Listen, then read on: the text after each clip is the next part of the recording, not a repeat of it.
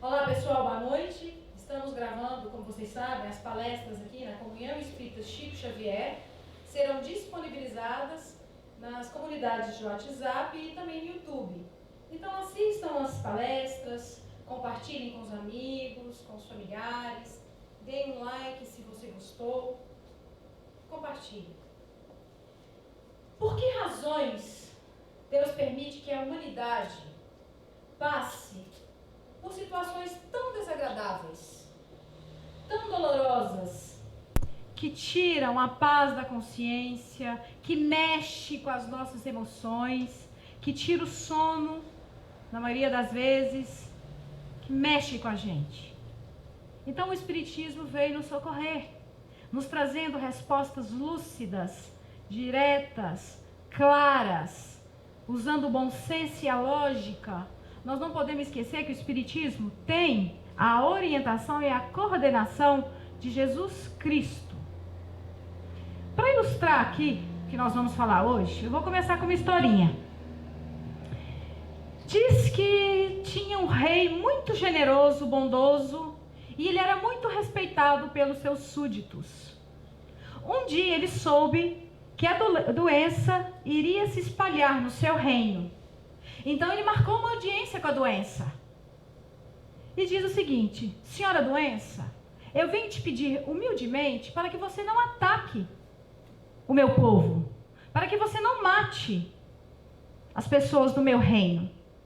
Então a doença respondeu para o rei: ó meu bom rei, eu não tenho esse controle, eu não posso evitar a morte de algumas pessoas, mas devido à sua bondade, eu te prometo que matarei apenas 100 pessoas.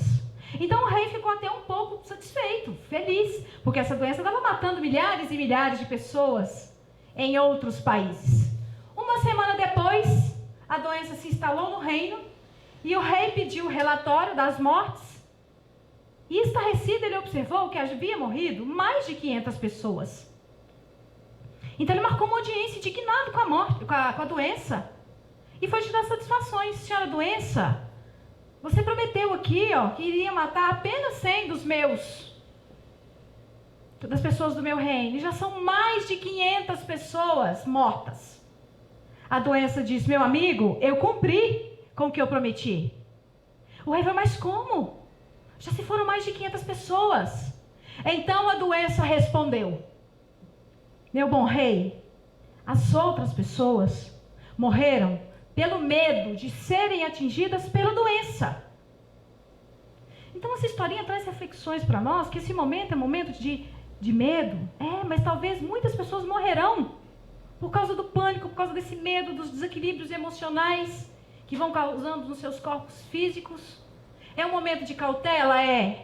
De usar o álcool, de evitar cumprimentar, deixar de sair, ficar em casa? É um momento de cautela, de restrição extrema para conter esse vírus. Mas compreender as coisas como elas são nos ajuda a passar por esse momento com mais serenidade. Então Kardec, na questão 738 de O Livro dos Espíritos, ele pergunta para os espíritos superiores o seguinte: amigos, por que Deus permite que se instale os flagelos destruidores da humanidade? Na humanidade. Os espíritos superiores responderam o seguinte: Deus permite os flagelos destruidores se instalarem na humanidade para que acelere o progresso dessas criaturas, para que haja a regeneração moral de forma mais acelerada no planeta, para que as pessoas repensem nas suas posturas, para que as pessoas retomem o caminho do amor, do bem, da fraternidade, da compreensão. Nem de forma nenhuma será um castigo imposto por Deus. De forma nenhuma será uma punição. Se isso mexe com a nossa consciência, se isso mexe com o nosso orgulho, é porque precisamos de refletir sobre o nosso posicionamento. Controladores de consciências, muitas vezes querendo mandar nosso ponto de vista, muitas vezes orgulhosos e prepotentes. Então esse é o momento onde a terra é balançada por esses flagelos destruidores. É o momento de olharmos para dentro de nós, de permitir que essa luz da humildade, esses raios da humildade se instalem efetivamente dentro dos nossos corações. Porque diante desse quadro, nós vamos compreendendo a nossa pequenez. Nós vamos compreendendo a nossa fragilidade. Num quadro onde um vírus invisível, que não sabe nem o tamanho disso, invisível, pequeno, pode destruir um corpo físico. Então é o momento de refletir, será que a nossa vaidade, o nosso orgulho não está exacerbado demais? Será que já não estamos passando da medida? Porque essas doenças, esses flagelos destruidores, eles atingem o rico, o pobre, o branco, o negro, e nos faz pensar em termos da unidade planetária. Nos faz pensar que agora nós somos uno. É o momento agora de não nos dividirmos, de entendermos que todos somos filhos de Deus. Estamos conectados, interligados uns aos outros. É o momento de auxiliarmos uns aos outros, porque se algo de ruim acontece com alguém que está lá na China, isso vai repercutir em mim. Então esse é o momento em que a consciência divina, onde Deus nos convida a um parâmetro de vida, a um parâmetro planetário diferente. Somos mais do que China, mais do que Itália, mais do que a Europa. Somos mais do que o Brasil. Somos agora todos unidade planetária, com a necessidade extrema de nos unirmos e de nos darmos as mãos. É hora de higienizar as mãos? É hora de higienizarmos as mãos. Mas é hora também de higienizarmos os nossos corações do ódio, da maledicência, da raiva, do orgulho, da prepotência. É hora de olharmos para a nossa pequenez, para a nossa fragilidade, e imunizar os nossos corações com a fraternidade, com o amor. E Kardec frisou um ponto importantíssimo na doutrina espírita, fundamental. Ele então diz que Deus é a inteligência suprema, causa primeira de todas as coisas. Não é um Deus louco, não é um Deus arbitrário, mas é um Deus que é a inteligência suprema e sempre vai trabalhar para o bem dessa humanidade.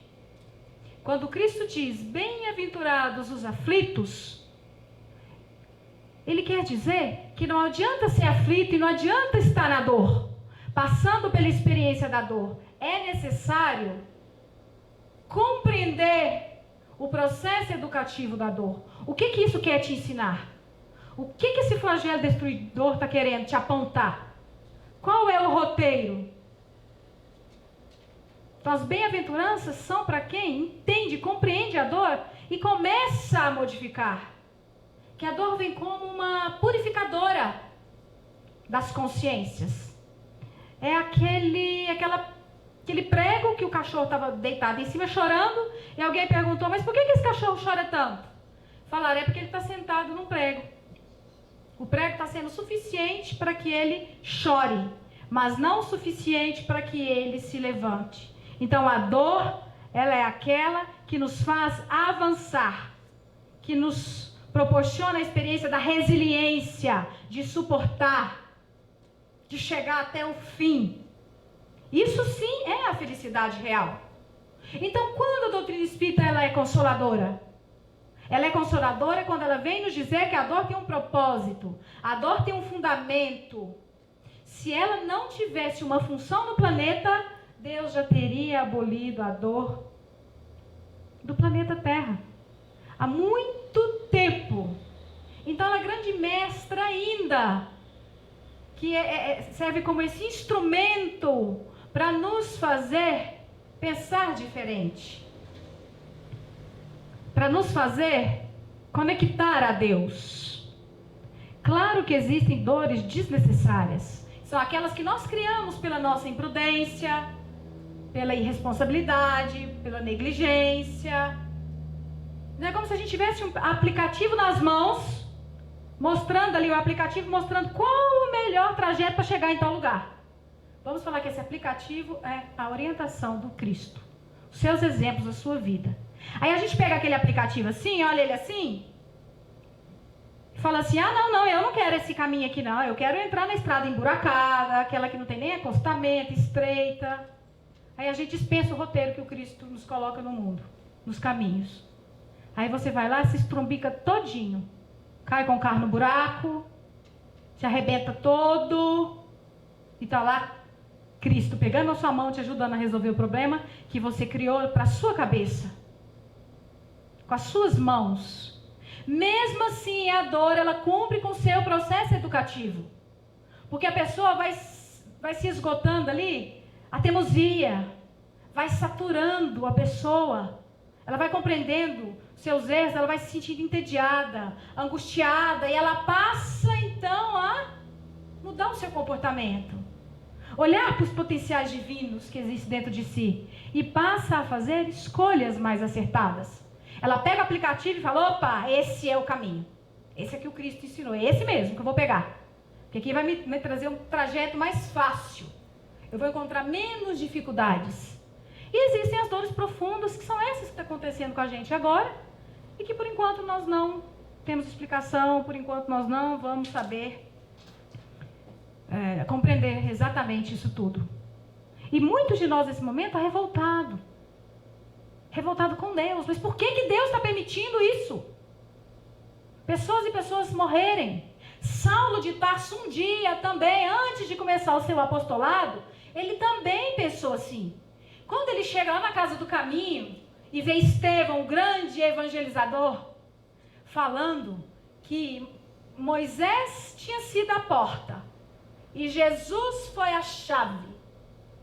Quando Saulo ouve aquilo, ele que era um seguidor ferrenho da lei de Moisés, em nome da lei ele morria e matava. Então ele ficou muito bravo, esse homem que era um vulcão. O coração dele deve ter acelerado, o sangue deve ter vindo todinho para o rosto dele. E ele então disse para os cristãos, alto lá, vocês estão loucos? O que vocês pensam de um homem vulgar como esse Cristo que morreu na cruz, de forma vexatória? Ele que conseguiu salvar e curar tantos, não salvou a si mesmo? Que Deus é esse? Que Jesus é esse? Então Estevão, com aquela bondade, aquela capacidade de interpretar a verdade, então ele responde o seguinte: meu amigo, é na dor que nos tornamos fortes, resilientes, prontos para a tarefa. É na dor. Os anjos, eles são profundamente gentis, generosos, bondosos, mas são fortes. Já conquistaram essa capacidade de resiliência.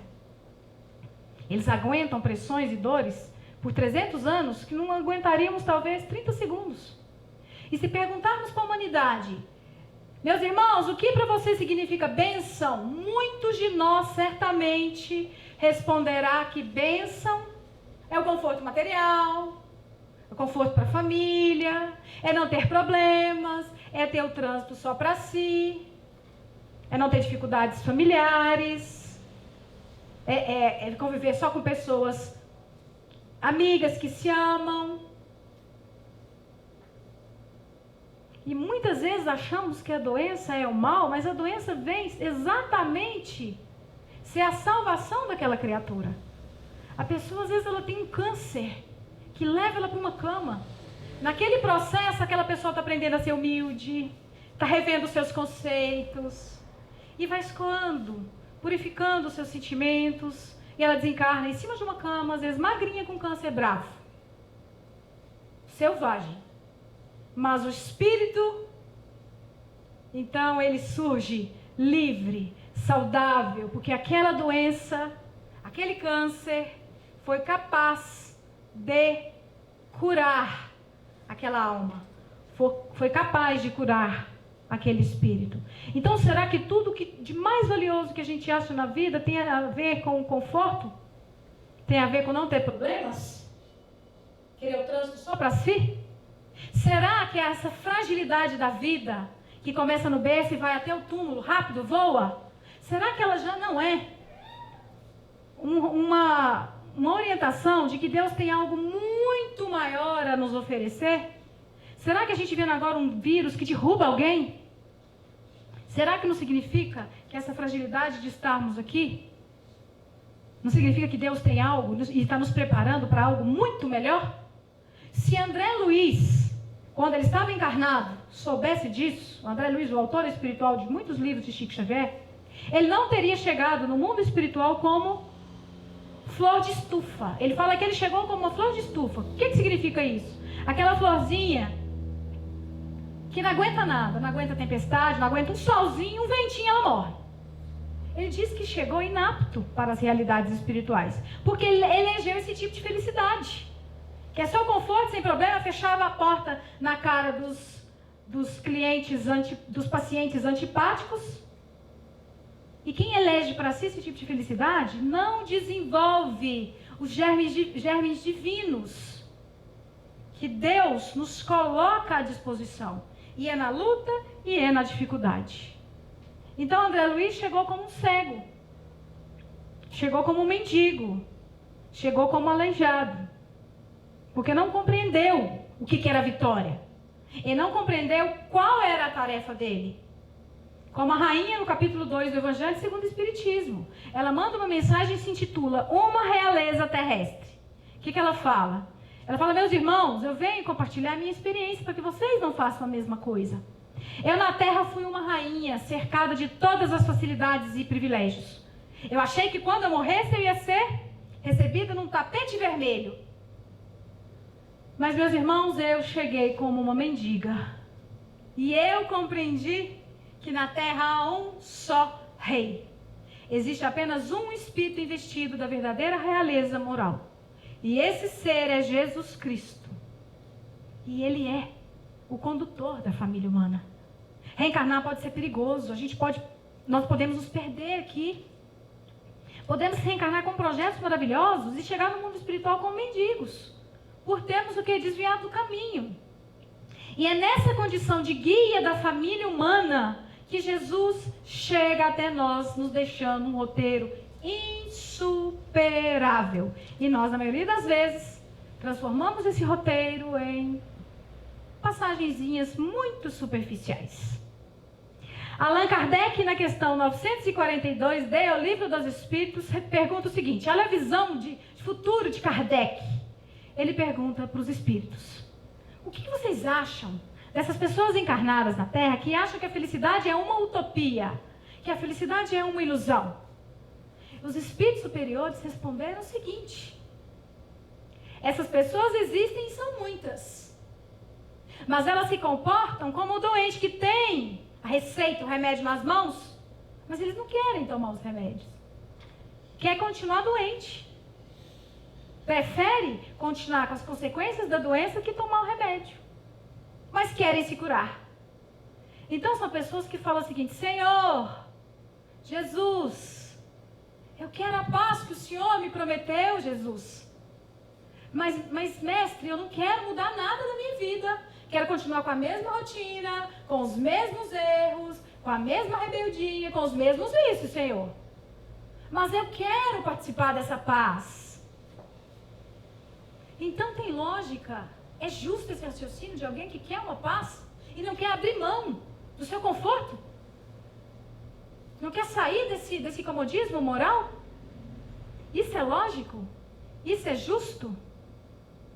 E Emmanuel fala que a maioria das criaturas, a maioria de nós vive um torpor, um sono profundo. O que significa isso, Juliana? Significa que falta atenção, estarmos presentes nas nossas decisões, no que a gente pensa e no que a gente sente.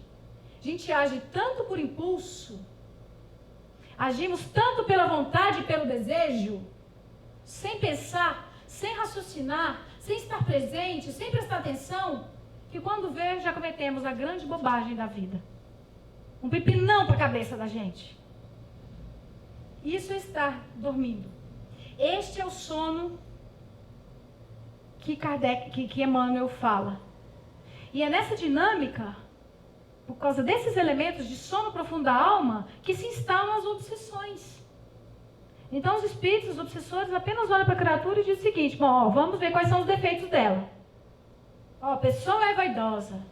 Essa pessoa aqui, ela é maledicente. Essa aqui gosta só do dinheiro. Esse é avarento. Opa! Identificamos o vício. Identificamos o defeito. Agora é só arquitetar um plano. Então eles só sopram. Eles não têm o poder de criar esses defeitos dentro de nós. Eles apenas assopram aquilo que já existe. É como colocar um pouquinho de álcool na fogueira e aquilo ali explode. A pessoa é irritada, ela vai ser irritada. Ela vai ser estimulada a ser mais irritada. Porque já é uma característica dela. Já é um hábito dessa pessoa dela ser irritada, dela ser nervosa. É da característica. Então os espíritos apenas sopram aquilo que já existe dentro dela. E já caminhando para as nossas reflexões finais, no mundo maior, no prefácio, Emmanuel diz que dos 4 cantos da terra partem diariamente viajores demandando o país da morte. Dos 4 cantos da terra, diariamente, criaturas demandam o país da morte. Significa, meus queridos, que desencarnar é um processo natural. Todos nós vamos. A pergunta que nós temos que começar a fazer para nós mesmos é: o que seria importante para que a desencarnação não me alcançasse de forma negativa? O que eu tenho que fazer para que a desencarnação não me pegue de calças curtas? Como eu tenho que estar emocionalmente para essa viagem? Como que eu tenho que estar emocionalmente? Espiritualmente, psicologicamente? O que vai portas adentro do meu coração? Começar a refletir como eu lido com a verdade. Como eu lido com a verdade sobre mim mesma. Como esse processo de compreender os meus defeitos. Será que eu estou fazendo o processo de higienização mental todos os dias? Como eu acordo, escovo os dentes, me alimento? Será que estamos nos alimentando diariamente através da prece, das orações, do evangelho no lar, elevando o meu padrão vibratório, elevando? Será que eu me vejo como espírito imortal? Se eu me vejo como espírito imortal, as minhas decisões são de espíritos imortais?